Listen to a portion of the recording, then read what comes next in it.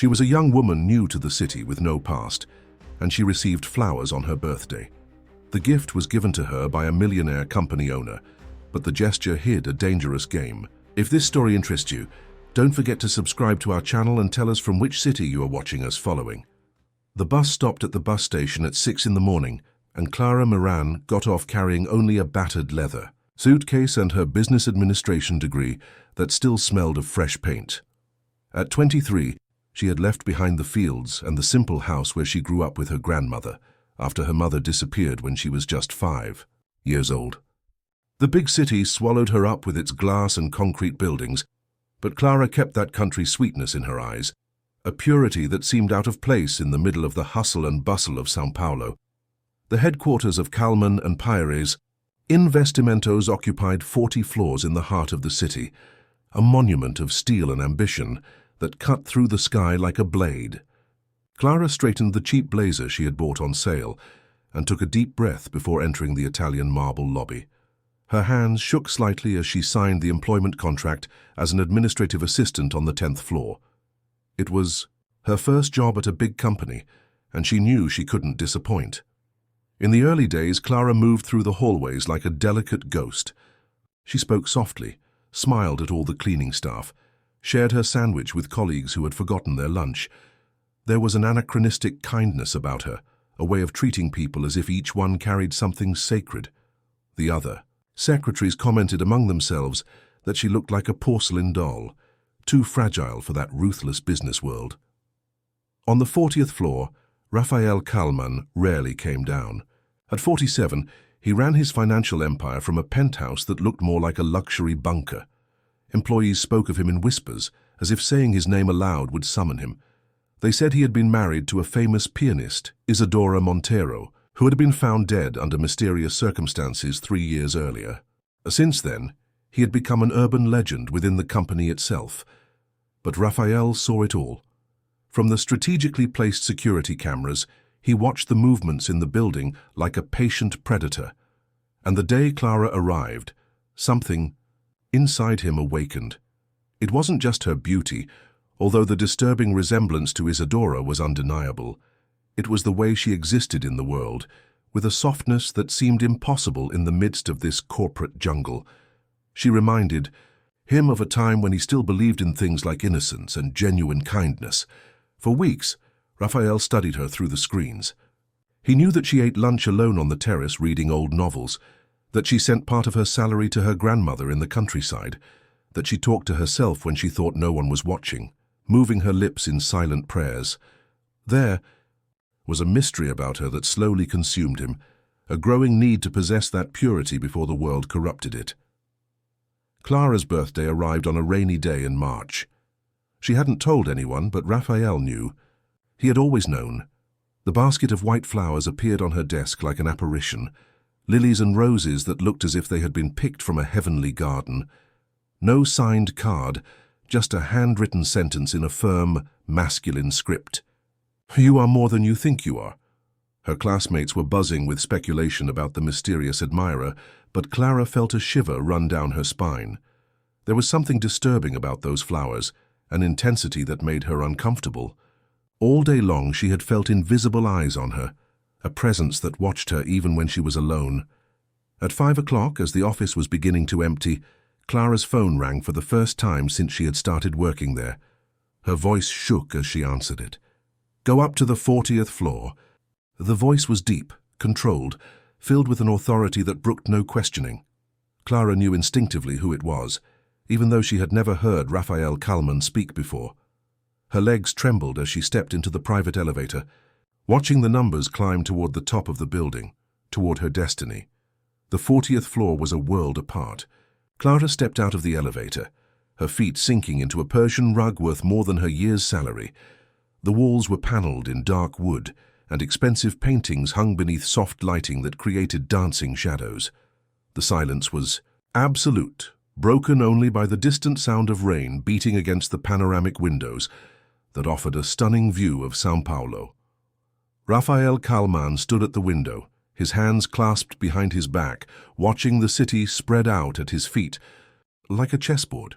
He didn't turn when Clara entered, But his voice echoed through the office with a resonance that made her heart race.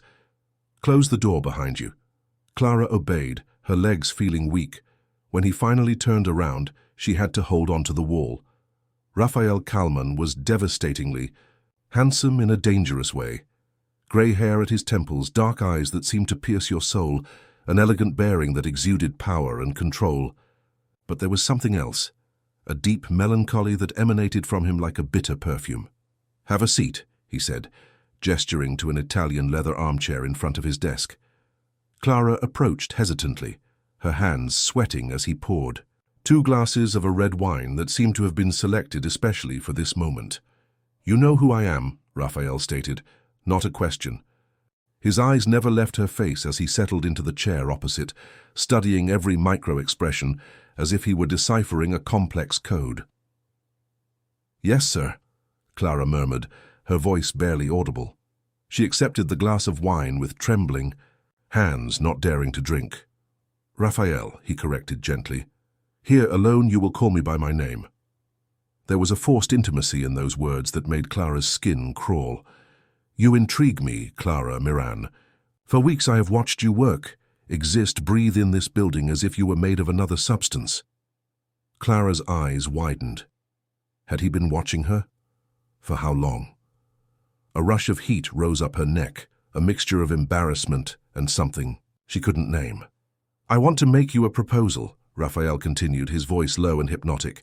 "It's not about work, it's about you and me, about what we can build together." Clara's world began to spin. This couldn't be happening. Men like Raphael Kalman didn't proposition girls like her. I don't understand," she managed to whisper. Raphael stood up and walked behind her, his hands resting lightly on her shoulders. Clara felt the heat radiating from his body, the masculine scent that enveloped her like an intoxicating mist. "You do understand," he murmured close to her ear. "You feel it too. This connection that can't be explained, this need that grows every day." His words were like snakes coiling around Clara's mind, confusing her thoughts.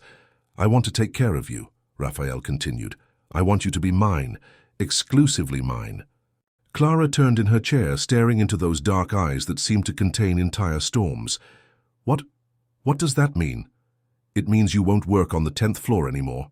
You'll have an apartment in Jardins, proper clothes, access to my world. It means your nights belong to me, your weekends, your thoughts when you're alone." He paused, letting the words sink in. "In return, you'll never worry about money again, about security, about your future. You're offering me to be..." "Good." Clara couldn't finish the sentence. "My companion, my confidant, my responsibility." His eyes softened slightly. "I won't lie and say it's love. Not yet. But it's something intense, powerful, something that can turn into anything you've ever dreamed of." Clara felt tears pricking her eyes. Part of her wanted to run, to scream, to escape from this man and his impossible proposals. But another part, a dark part she hadn't even known existed, was fascinated. The idea of belonging to someone so powerful, of never worrying about bills or loneliness again, was tempting in a way that frightened her. "I need to think," she managed to say. "You have until tomorrow," Raphael replied, returning to his chair. "But Clara..." He waited until she looked at him. "Know that once you accept, there is no going back. I do not share what is mine." When Clara left that office, she knew her life would never be the same again. Raphael's proposal echoed in her mind like a dark mantra, and no matter how much she tried to convince herself that she should refuse, a part of her had already decided. Clara didn't sleep that night. Lying in her studio apartment in Brass, she stared at the cracked ceiling, while Raphael's proposal echoed in her mind like a broken record. With each passing hour, the reality of her situation became clearer.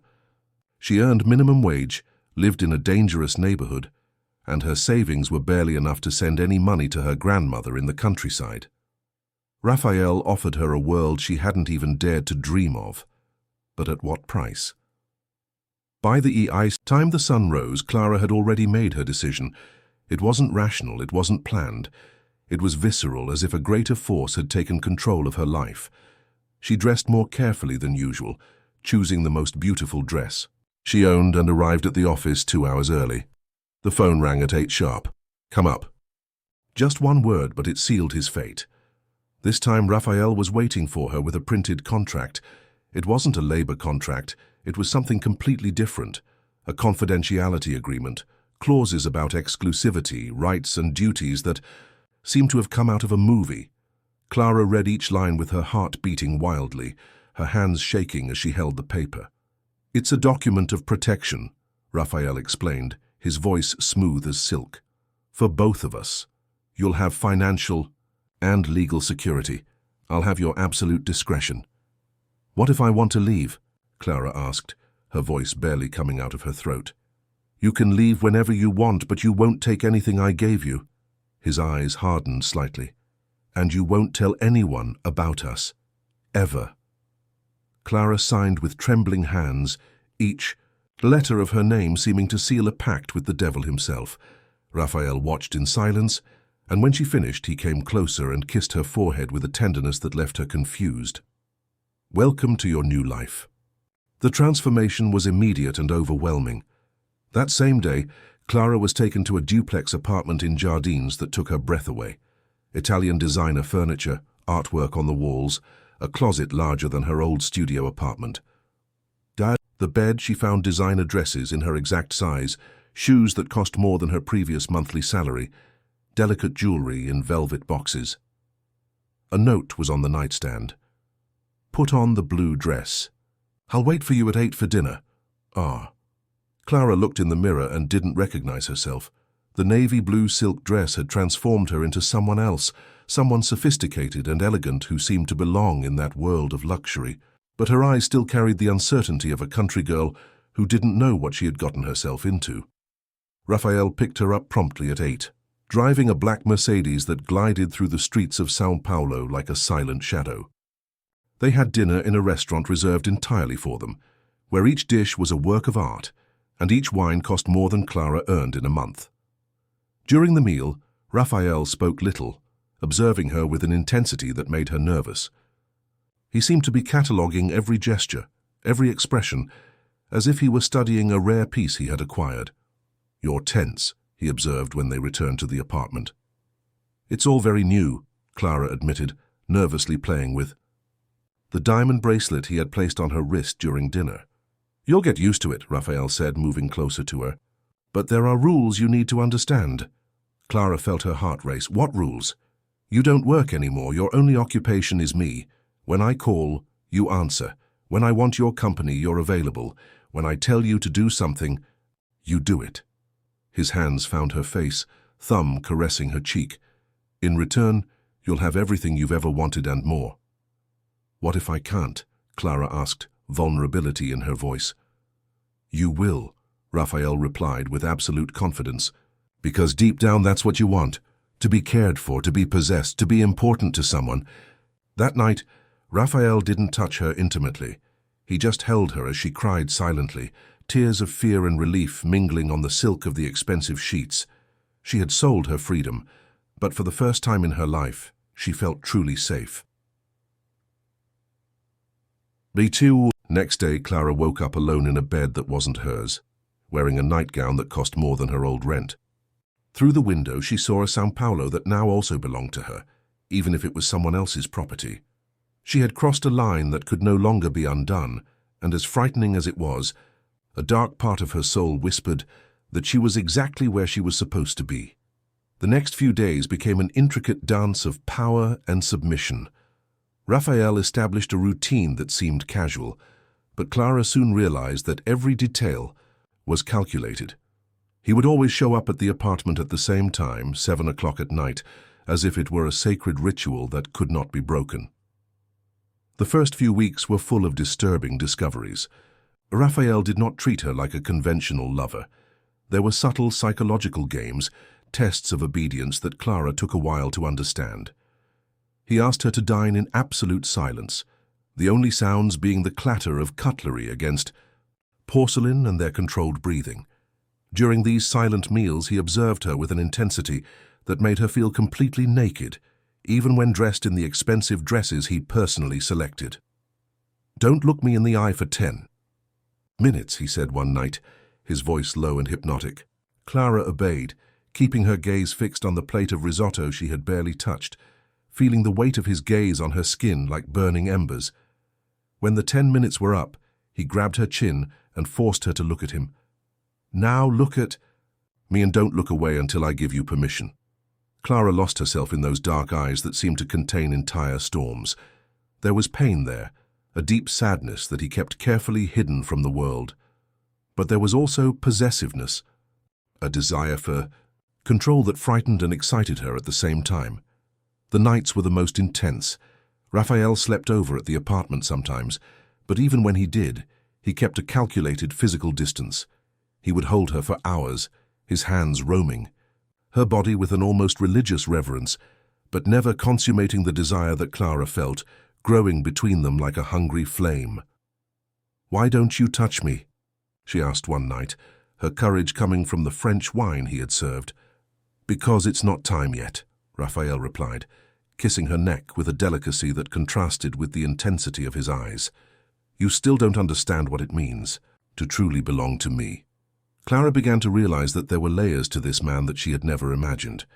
During the day, when he was not around, she explored the apartment like a prisoner exploring her gilded cell. She found rare books on a bookshelf, all about psychology, mind control, and power relationships. There were also old photographs hidden. In drawers, pictures of a beautiful woman playing the piano, a woman who looked disturbingly like herself. Isadora Montero, Raphael's dead wife. Clara spent hours studying those photographs, a sense of unease growing in her chest. The resemblance was no coincidence. The shape of her face, the color of her hair, even the wistful expression in her eyes, it was as if she were a younger version of Raphael's late wife. "Did you know her?" Clara asked one night, showing one of the photographs. Raphael stood still. For long seconds, his eyes hardening in a way she had never seen before. "Where did you find this?" "In the dresser drawer." "I'm sorry, Clara started to apologize, but he interrupted her with a gesture. "Isadora was my wife. She died 3 years ago." His voice was controlled, but Clara could sense the storm stirring beneath the surface. "You look like her. That's why I noticed you first." The truth hit her like a punch in the gut. "So, I'm just a replacement?" Raphael stepped closer, his hands cupping her face with a firmness that bordered on brutality. "You started out as a memory, but now—" His eyes bored into hers. "You're much more dangerous than that now. You're real." That night, Raphael finally kissed her. It was a desperate kiss filled with years of loneliness and obsession. Clara felt herself dissolve in his arms, all her doubts and fears turning into pure desire. But the moment she gave herself completely, he stopped. "Not yet," he whispered against her lips. "Once I have you completely, there will be no going back. For either of us." Clara realized in that moment that she had become part of a game far more complex and dangerous than she had imagined. Raphael was not just buying her company, he was rebuilding his dead wife through her, piece by piece, kiss by kiss. And the scariest part was that Clara was allowing, even desiring, this dark transformation. She wanted to matter to him, even if it meant losing herself completely in the process. The luxury apartment had become a beautiful prison, and Clara discovered that some prisons are chosen voluntarily, especially when the keys are offered by hands that promise never to let her go again. Clara's curiosity grew like a weed, spreading into every corner of her mind. During the long afternoons alone in the apartment while Raphael ran his financial empire, she had become a detective in her own gilded prison. Each drawer explored, each document found, each photograph uncovered, led her deeper into a labyrinth of secrets that Raphael had built over the years. It was on a rainy Thursday that she found the key. Raphael had traveled to Brasilia for a meeting with government investors, and Clara took advantage of his absence to explore corners of the apartment that she had not yet investigated. In his bedroom, which was normally locked, she found an antique mahogany desk. Inside the deepest drawer, hidden behind a stack of financial documents, was a small gold key attached to a leather cord. Her heart raced. There was a door at the end of the hallway that always remained closed, a door Raphael never mentioned, and one she had never dared to ask about. The key fit perfectly into the lock. What Clara found on the other side left her breathless. It was a shrine to Isidora Montero. The walls were covered with photographs of his late wife at different times in her life. A smiling child at the piano, a teenager at a recital, a young woman in her wedding dress. In the center of the room, a black grand piano gleamed in the soft light of strategically placed lamps. On the piano hung handwritten scores, some unfinished, others marked with notes in red ink. Clara approached, trembling. One of the photographs made her gasp. Isidora at 23. The same age Clara was now, wearing a blue dress identical to the one Raphael had bought for her the first week. The resemblance was uncanny, almost uncanny. But what really shook her were the letters. Hidden inside the piano bench, Clara found a love letter between Isidora and a man named Eduardo Santana. The letters were dated 2 years before Isidora's death and revealed a passionate affair that had lasted for months. Eduardo was a musician like her, and his words overflowed with a passion that Clara realized Isidora had never felt for her husband. "My love, I can't stand pretending to love Raphael anymore when you're the one who sets my soul on fire every night in my dreams," one of the letters read. "Soon we'll find a way to be together forever, even if it means leaving everything behind." Clara continued reading, her heart beating wildly. Eduardo's last letter was different, desperate. "Isidora, you can't give up now. Raphael is suspicious. I know, but we can't let fear separate us. I love you more than my own life, and I'd rather die than live without you." The letter was dated a week before Isidora's death. With trembling hands, Clara searched Eduardo Santana on her cell phone. What she found made her sit down heavily on the floor. Eduardo had been found dead in his apartment 3 weeks after Isidora's death, officially from a cocaine overdose. But the circumstances were suspicious. Friends claimed he had never used drugs, and his body was found in a position that suggested a struggle. Clara's mind was racing with terrifying possibilities. Did Raphael know about the betrayal? Had he killed them both? Had Isidora's death really been an accident, or had she also been murdered by her possessive husband? That night, when Raphael returned from Brasilia, Clara pretended to be normal with a skill that surprised her. They had dinner in silence as he liked, but she watched his every move with new eyes. Could those hands that caressed her so delicately have been capable of killing for love? Did those eyes that stared at her with such intensity hide the soul of a murderer? "You look different today," Raphael observed, pouring himself some red wine. "Different how?" Clara asked, struggling to keep her voice steady. "More present, like you've finally woken up to something." His eyes studied her with that familiar intensity. "I like it when you're like this. More alive." Clara forced a smile, but inside she felt torn between terror and morbid excitement. She was living with a man who had possibly killed for love, and instead of just fear, she also felt a disturbing attraction to this dark side of him. "Raphael," she said, gathering courage, "tell me about Isidora. How did you meet?" His face instantly fell. "Why do you want to know?" "Because it was important to you, and I want to understand who you are." Raphael was silent for long minutes, his fingers drumming on the dinner table. When he finally spoke, his voice carried a sadness that seemed to come from the depths of his soul. Isidora was intense, passionate about music, about life, about everything she touched. When I met her, she was 18 and I was 25. It was love at first sight. He paused. "But love isn't always enough, Clara. Sometimes the people we love betray us in the worst possible way." "Did she cheat on you?" Clara asked, feigning ignorance. Raphael's eyes turned to pure ice. "Isidora died being my wife. That is the only truth that matters." That night, Clara slept badly, dreaming of pianos that played themselves and photographs that came to life. She woke with the certainty that she was being molded to take the place of a dead woman, possibly murdered by the man who now possessed her. And the scariest part was that even knowing this, she couldn't imagine a life without him. The weeks that followed were marked by a growing tension that hung in the air like thick smoke. Clara had become a consummate actress, playing the role of the submissive lover while secretly investigating the man who held her as his gilded prisoner. Raphael, for his part, seemed to sense the change in her, watching her with a renewed intensity that left her simultaneously excited and terrified. It was during one of her undercover investigations that Clara made a discovery that would change everything forever. Rummaging through Raphael's personal files in his home office, she found a folder marked with her own name. With trembling hands, she opened the document and discovered that her entire life had been meticulously investigated long before she had even known of his existence.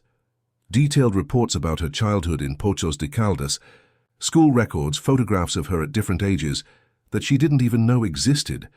But what really devastated her was a birth certificate that she had never seen before. Her father's name was filled in, Marcus Kalman. Raphael's younger brother.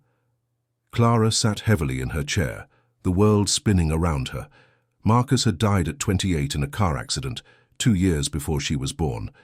But records showed that he had had a relationship with Carmen Miran, a young maid who worked at the Kalman family mansion. Carmen, your mother. It all began to fall into place in terrifying ways.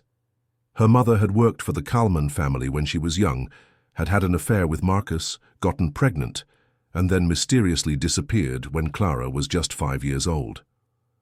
The police records of Carmen's disappearance were in the folder, marked Case Closed Without Solution. Clara was Raphael's niece, and he knew that from day one. Her hands shook as she found more documents.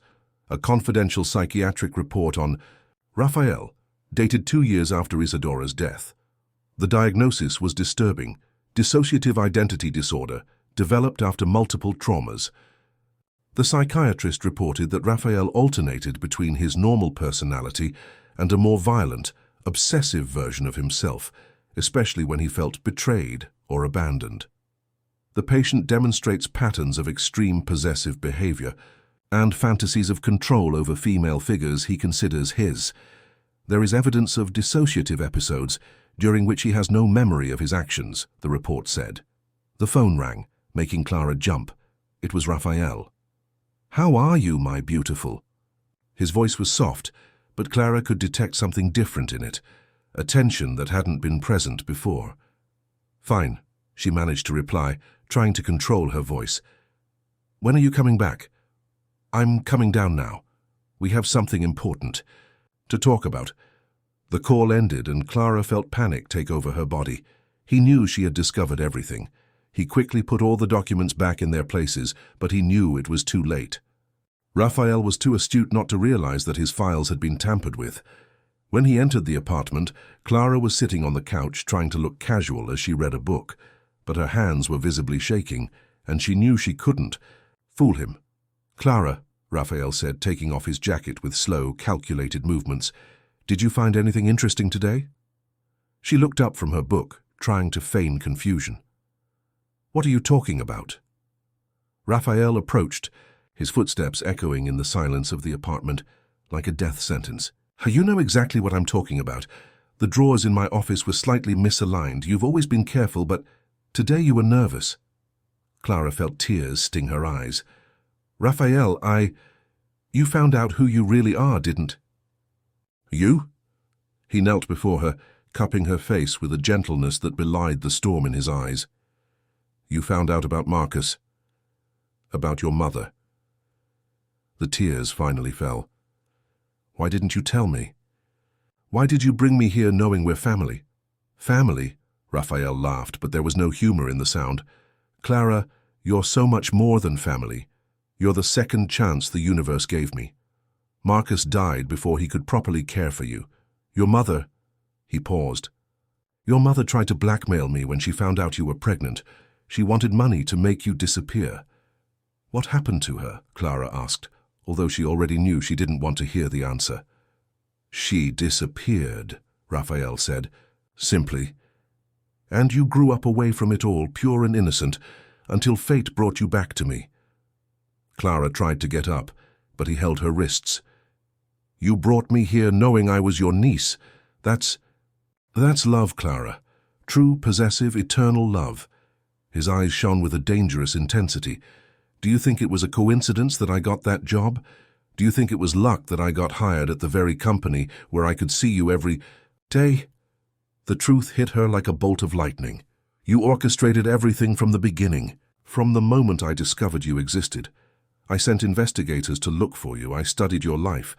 I waited for you to graduate so I could bring you close to me." He kissed her hands. "You are my masterpiece, Clara. The daughter Marcus could never raise, the wife Isadora never knew how to be, the woman I molded specifically to love me." Clara felt nausea rising in her throat. "You're sick, Raphael. You need help." "I was sick," he agreed, "but you healed me. And now that I know you know the whole truth, I can finally love you completely, with no secrets between us." That night, Clara realized that she had become part of a game much darker and more complex than she had ever imagined. Raphael was not just a wealthy, obsessive man. He was a predator who had spent years grooming his perfect prey. The revelation of her true identity changed something fundamental in the dynamic between Clara and Raphael. He no longer needed to hide his obsession behind subtle power plays. Now, with all his secrets exposed, his possessiveness manifested itself in a more intense and disturbing way. Clara felt like a cornered animal, increasingly aware that she had fallen into a meticulously planned trap. Raphael began to treat her differently, almost paternal at times, possessively romantic at others. He talked about Marcus as if his dead brother were a constant presence in the apartment, telling stories about how close they had been, how proud Marcus would have been to see Clara grow up so beautiful and intelligent. "He always said he wanted a daughter like you," Raphael murmured one night, stroking Clara's hair as she pretended to sleep. "He said he would teach her to play the piano like our mother taught us. Now I can do that for him." Clara kept her eyes closed, but every word was like a dagger to her heart. She was being forced to occupy multiple roles in Raphael's sick mind. The niece he could never know, the replacement for his dead wife, the woman he had molded to his perverse needs. It was during one of these nights that Clara made a desperate decision. While Raphael slept, she managed to access his phone and send a message to a number she had memorized from the files. Dr. Henrique Valdez, the psychiatrist who had treated Raphael after Isadora's death. "He's getting worse. I need help. Clara M." The answer came the next day when Raphael was in a meeting. "Meet me at Café Colombo, Copacabana tomorrow at 3 p.m. Be careful. He is dangerous when he feels threatened." Clara lied to Raphael, saying she needed to go to the doctor for routine checkups. He insisted on going with her, but she managed to convince him that it was something intimate, feminine. His possessive jealousy kicked in, but he reluctantly agreed, but not before installing a tracking app on his phone. Dr. Valdez was a man in his 60s, with grey hair and the tired eyes of someone who had seen too much darkness in the human soul. When Clara sat down across from him in the busy Copacabana cafe, he studied her with obvious concern.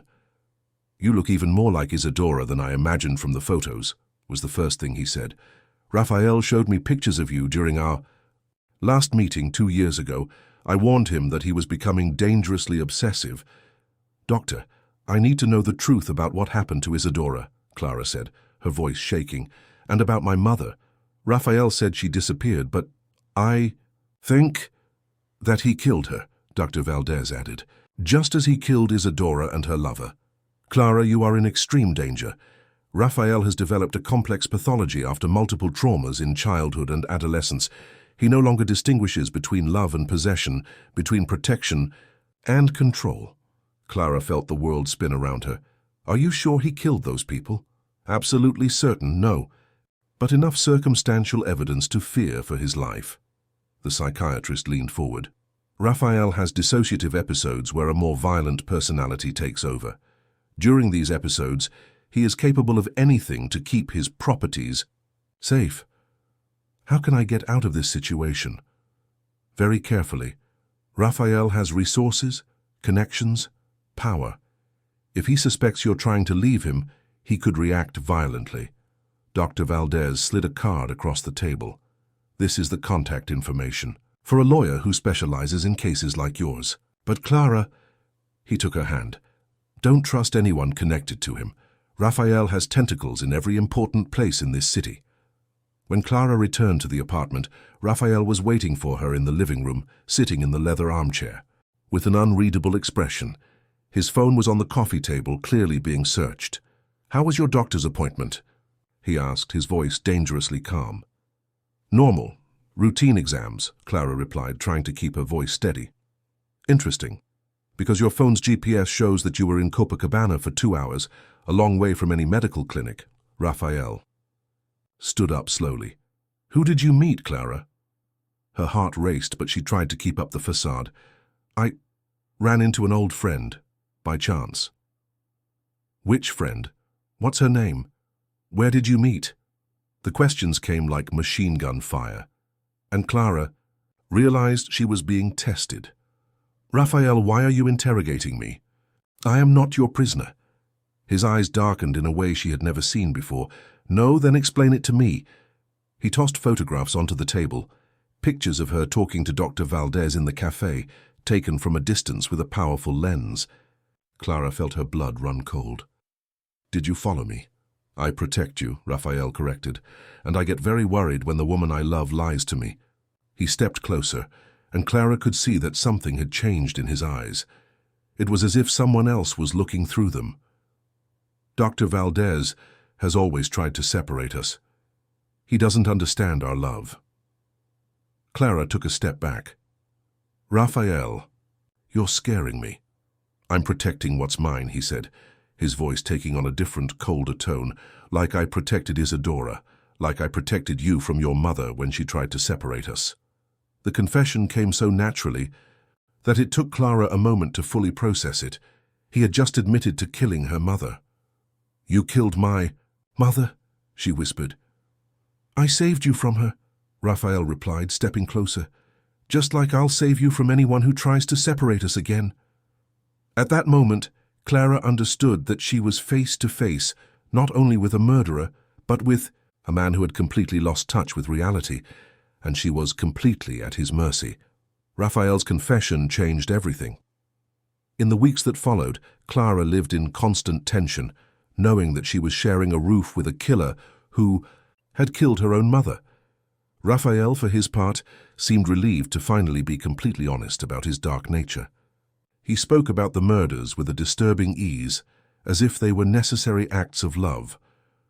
"Your mother was going to take you away from me before I even had a chance to know you," he explained one night, stroking Clara's hair as she pretended to sleep.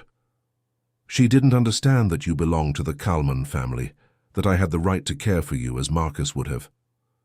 Clara felt sick every time he touched her, but she had learned to hide her reactions.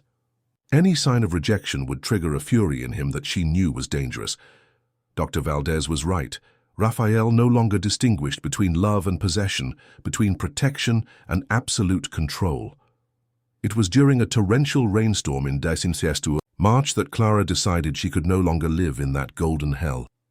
Raphael had left for an all-night business meeting, and for the first time in weeks, she was truly alone. She took the opportunity to do something she had been planning for days: fake her own death. Clara knew that escaping conventionally would be impossible. Raphael had the resources to find her anywhere in Brazil, but if he believed she was dead, perhaps he would stop looking for her. She had studied his behavior patterns and knew that his obsession was fueled by the possibility of possessing the beloved object. If the object disappeared forever, perhaps he would finally leave her alone. The plan was risky, but she saw no alternative. Clara left a farewell letter full of despair and guilt, confessing that she could no longer live with the secrets and the burden of knowing about the murders. Then she climbed to the roof of the building during the storm, leaving her shoes on the edge as evidence of suicide. But when Raphael reached the terrace, she was indeed there, drenched from the rain, teetering precariously on the edge of the building.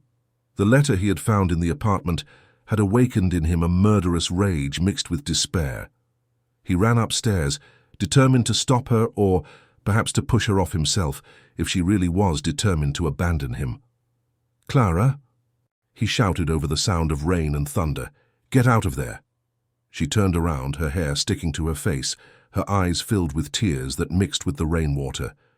"I know who you really are, Raphael. I know what you did to my mother. To Isadora, to Eduardo. I can't live knowing this anymore." "You don't understand." Raphael approached slowly, his hands outstretched. "I did everything for love, for our family. Your mother was going to destroy everything. Isadora betrayed me. Eduardo tried to steal what was mine." "And me," Clara cried. "What am I to you? Her doll to replace your dead wife? A second chance to be the father Marcus could never be. You molded me like an object, Raphael." "You are everything," he replied, his voice breaking. "You are my redemption, my second chance, my reason for living. Without you, I am nothing." Clara saw in his eyes a madness so deep that she knew words would not solve the situation. He would never let her go. He would never accept that she had the right to choose her own life. "I love you, Raphael," she said, and for a split second, it was true. There was something about this broken man that stirred a painful compassion in her. "But your love is killing me." What happened in the next few seconds became a confusion of screams, thunder, and bodies moving in the wet space.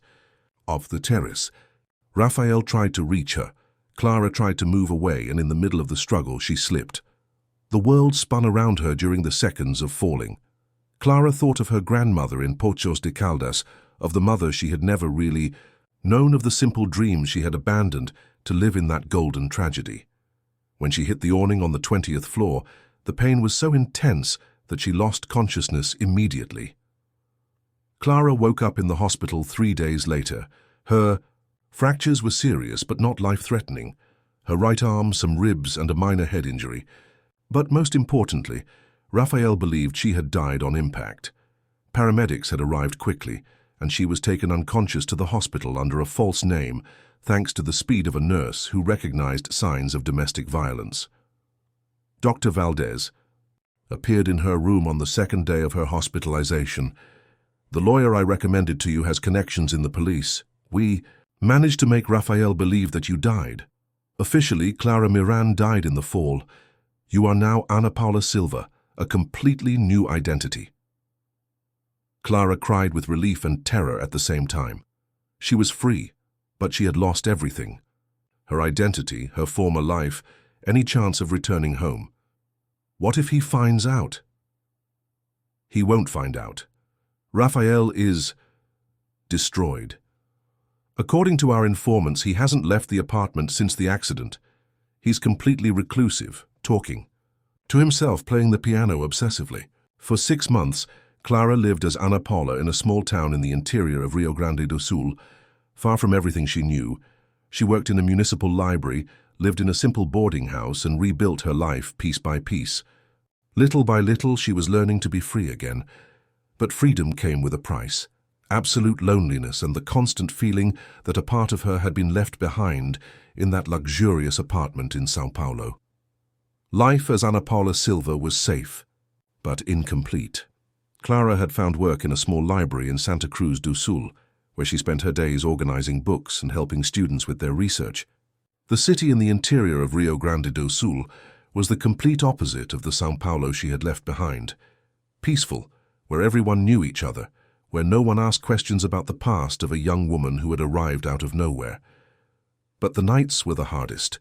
Clara dreamed constantly of Raphael, of the luxurious apartment, of his hands stroking her hair.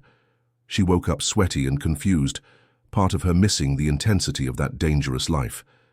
It was disturbing to discover that she missed her own captivity, that there was something addictive about this obsession that had nearly killed her. Dr. Valdez called once a month to check on her. During these conversations, he often mentioned Raphael, and Clara could tell that the psychiatrist was genuinely concerned about the mental state of the man she had left behind. "He's deteriorating rapidly," Dr. Valdez said in a September phone call. He won't leave his apartment. He's fired all his employees. He lives off takeout. The neighbors complain about a piano playing the same unfinished song every night. Clara's heart sank every time she heard these updates. As monstrous as Raphael was, there were moments of genuine tenderness between them that she couldn't forget. He had killed out of obsession, but he had also cared for her with a devotion no other man had ever shown. It was on a rainy October afternoon that the letter arrived. Clara was cataloguing new books when the head librarian came up to her with a worried expression. "Anna Paula, this arrived for you. There's no return address." The envelope was expensive, creamy paper that Clara recognized immediately. Inside was just a handwritten sheet of music and a few words written in Raphael's familiar handwriting. "You were the only future I ever wanted. The music you never finished still echoes on my piano. R."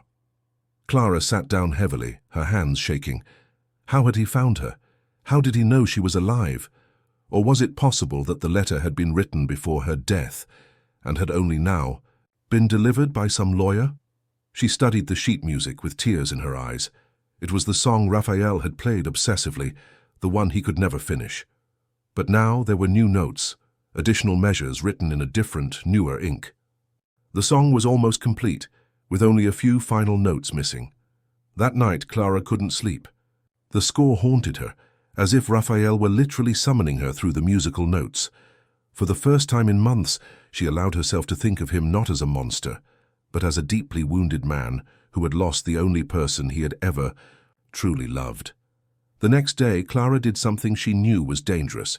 She searched for news about Raphael on the internet. What she found shocked her.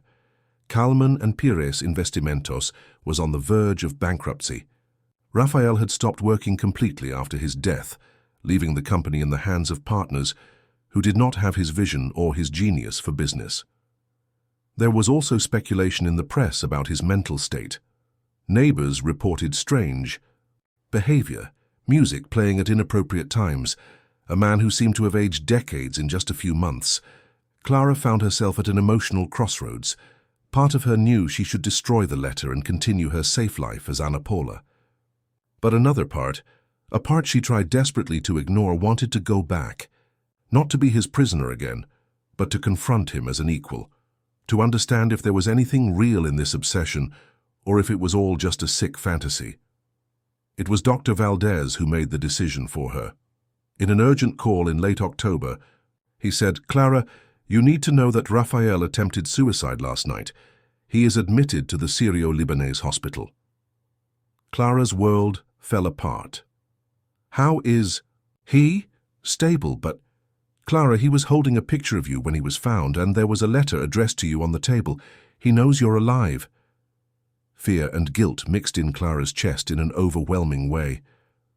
What did the letter say? That he can't live knowing you're in the world but far from it. That he'd rather die than accept that you abandoned him. Dr. Valdez paused. "Clara, I know it's dangerous, but he's broken. Maybe it's time to confront that once and for all." Clara hung up the phone, knowing that her quiet life in the countryside had come to an end.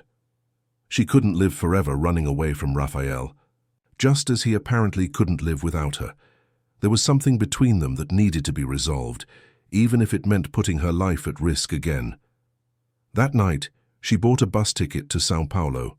For the first time in months, Clara would be herself again, not to surrender herself to captivity again, but to face the man who had shaped so much of her life through obsession and violence. She would return to finish the song Raphael had started years ago, to close a cycle that bound them together in a deadly dance.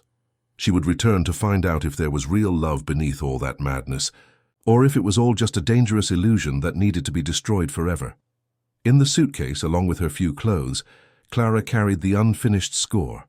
One way or another, she would finish that song. Clara arrived in São Paulo on a grey November morning, 6 months after her supposed death. The city looked different, or perhaps she was the one who had changed. She was no longer the naive country girl who had been seduced by promises of safety and luxury. She was a woman who had looked death in the eye and chosen to live.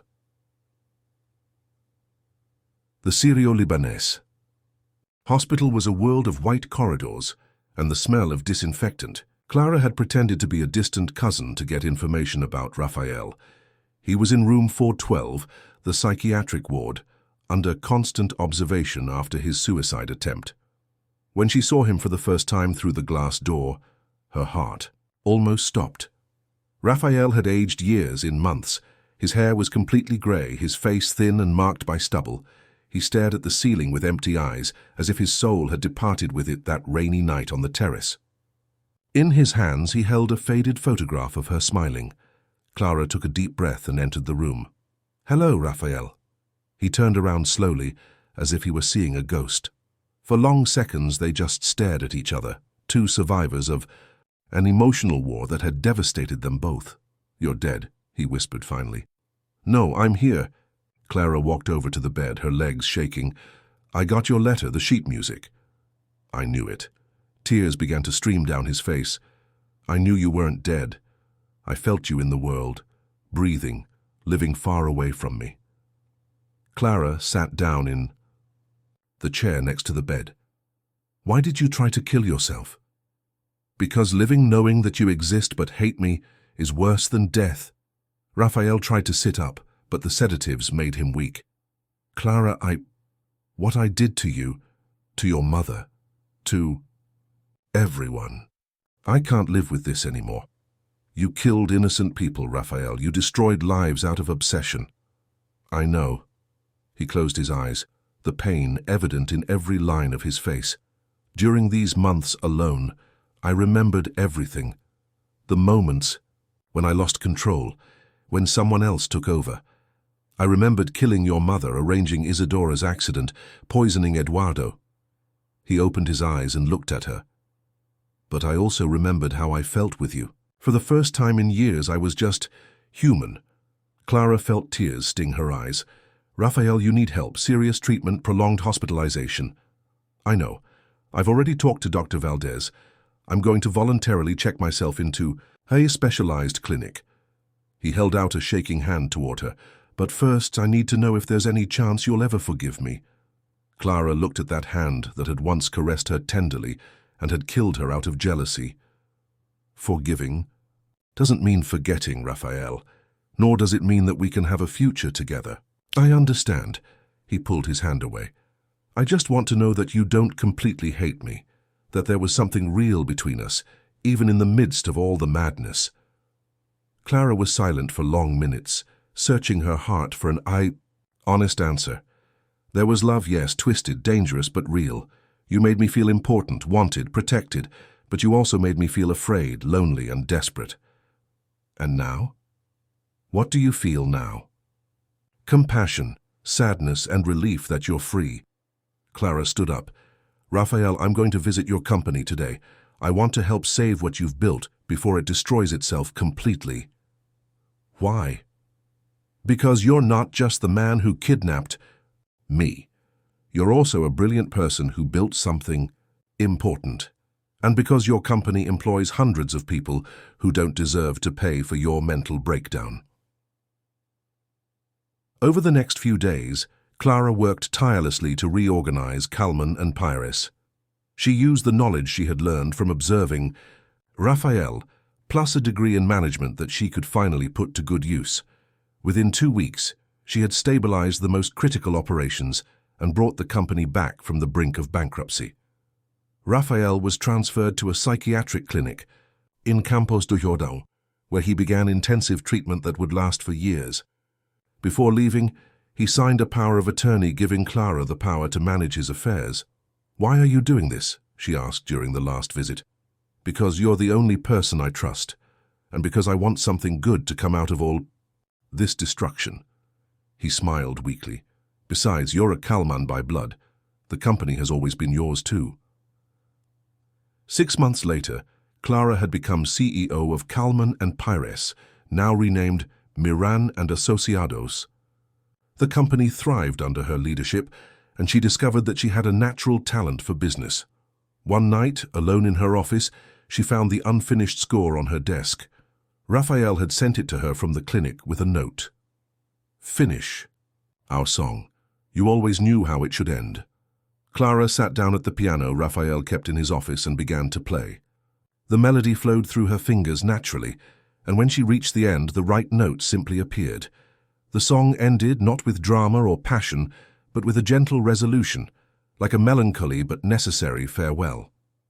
2 years later, Clara received a letter from the clinic. Raphael was doing well, responding to treatment, and had started painting as therapy, and he sent a simple request. When you get married and are happy, let me know. I want to know that I was able to give you the freedom you always deserved. Clara folded the letter carefully. She had begun dating a lawyer at the firm, a kind man who loved her without possessing her, who respected her independence and never asked about the scars she bore. That night, she played the entire song one last time, then she closed the piano forever. Some melodies need to be finished so they can be forgotten, and some love stories need to end so that true love can finally begin. Clara Miran had survived the emotional hurricane that was Raphael Kalman. She had transformed pain into strength, captivity into freedom, destructive obsession into a self-love that no one else could take away from her. And for the first time in her life, she was truly free to love and be loved the right way.